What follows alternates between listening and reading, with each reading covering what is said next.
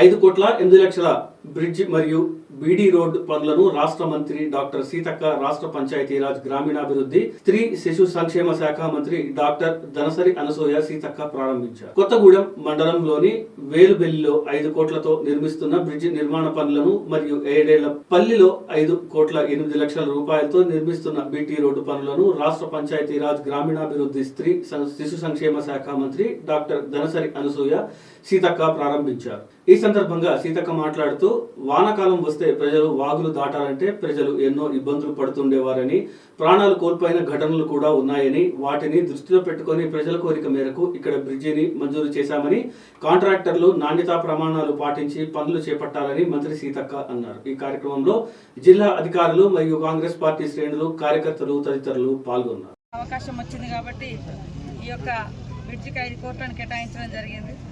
మంచిగా గ్రామస్తులందరూ కూడా దగ్గరుండి నాణ్యతతోటి చేసుకోవాలి.